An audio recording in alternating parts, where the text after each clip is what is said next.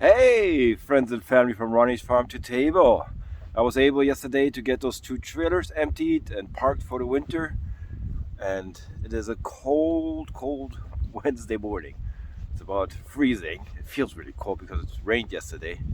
You know, usually we don't have wet cold around here. In Minnesota, it's usually a really dry cold. So it reminds me of my days in Berlin. So the plan for today is I gotta reinforce the passive heating tent. When you looked on the barn, we have a metal roof on top of it.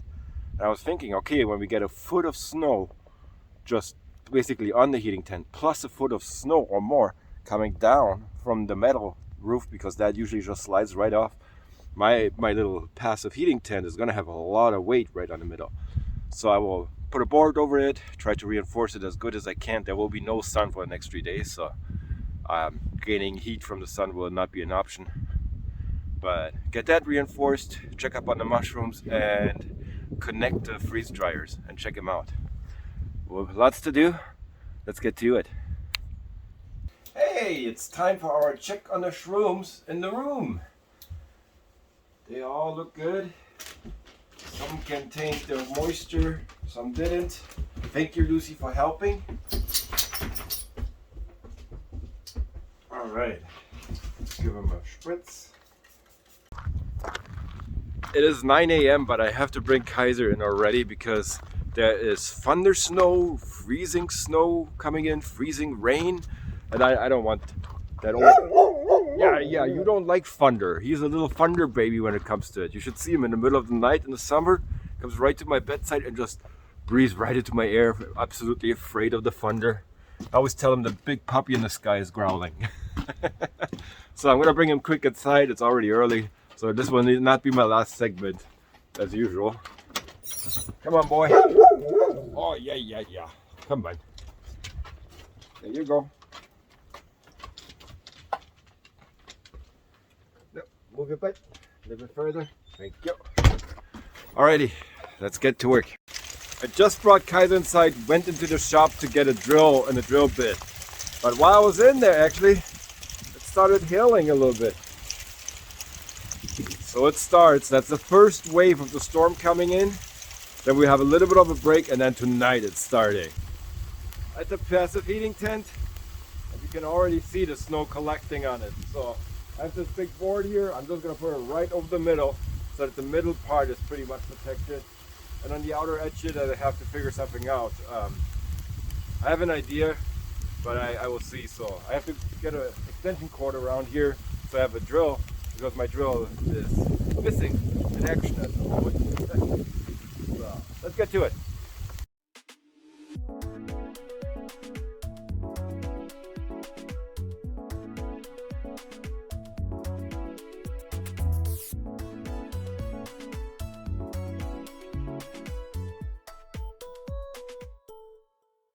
I'll put another board on top of it, but that should take care of any snow that would accumulate on the top.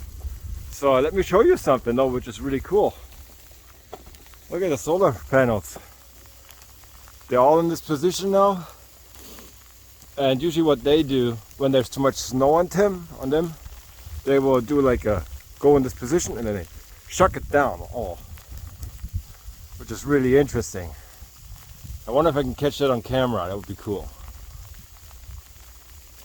Probably it's not enough snow yet. They just went in that position just to let it melt off. Pretty cool. Well, let's put another board on here.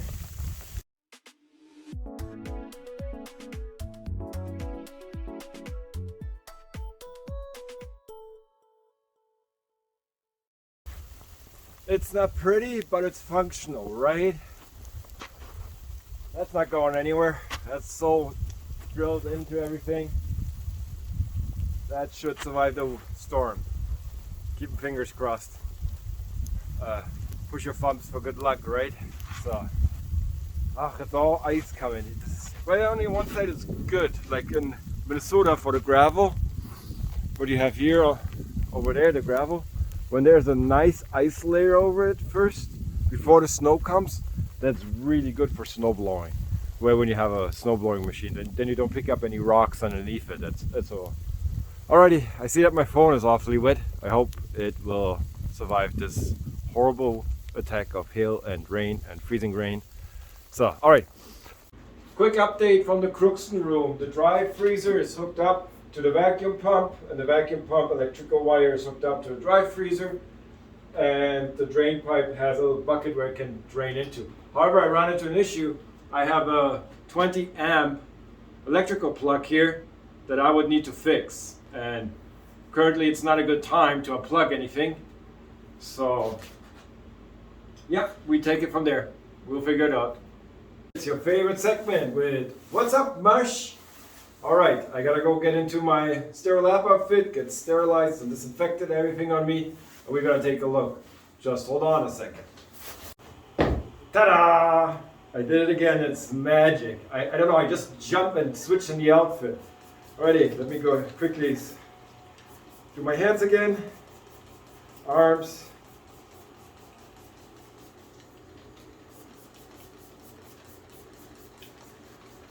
Alrighty, shoes.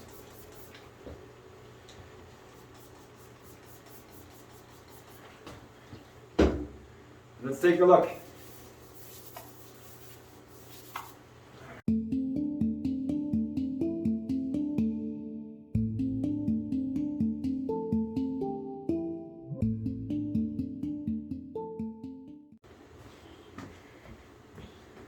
Oysters are again just a champion of colonization. Look at this. This is 48 hours later. All those little dots everywhere. That's great. Something that freaks me out though is when I always look on the top. You see, there's a really nice white one and they're not as white. And that was my first batch that freaked me out so much where I thought everything is contaminated. But those are the right mushrooms too. So the mycelium of the gourmet mushrooms. Let me turn it around here. Yeah, looking really good. No contamination so far that I see. Besides my average worried about the very top that looks funky. But that's how it is. Let's see how those guys are doing here. Oh. All right, lion's mane. Let's take a look. Oh, it's getting its little tiny mane coming here now. See this, guys? Becomes fluffy. Actually, something I should test for is the squishiness of it. Right now it should be still firm, but when they are ripe and ready, they should be able to be a little bit squishable. Let's do that right now. Let's squish them.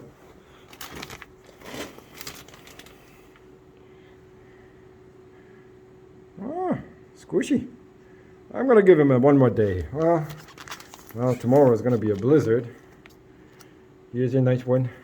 Oh, nice and squishy. Nice and squishy. Yep, they all look good. Pink oysters are going crazy back here. I haven't seen this guy out yet, so let's take this guy out. Let's see what he is up to. Whoop. Beautiful. Yeah, I think I'm gonna harvest that one. I'm bringing it to a restaurant today. It's rather late, but I think it's a beautiful example.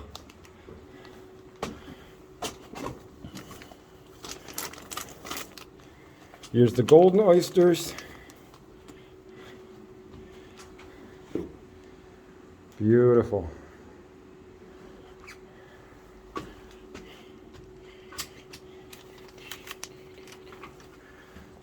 Not a lot of activity. Yeah, there. My little assistants yesterday helped with this one. There's one growing way down there. I probably should open that up and let him free. That one is coming. Here's activity. Wonderful. Those guys are coming too.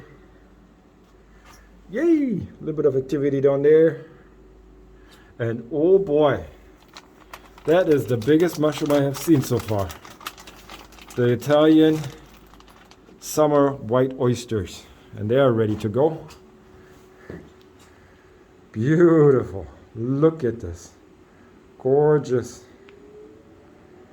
Wow, that thing is huge, as big as a fist.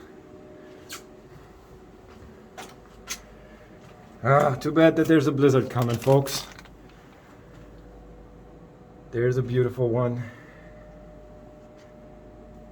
Here, that guy grew a lot. Oh, there was one hiding behind there. Ah, those just look beautiful. Very pretty. Very pretty. There was one hiding. Oop. There, hiding. All right, everything looks pretty good here.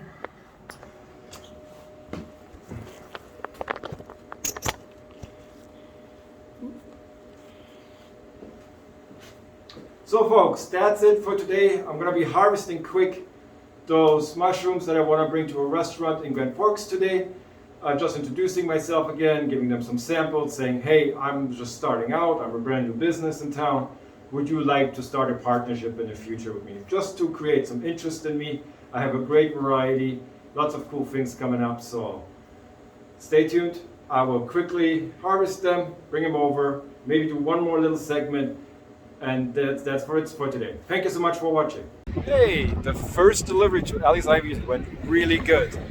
Scott, the owner, took a look at some of my mushrooms. He was definitely interested in working together with me. So it's a great day. Thank you for watching.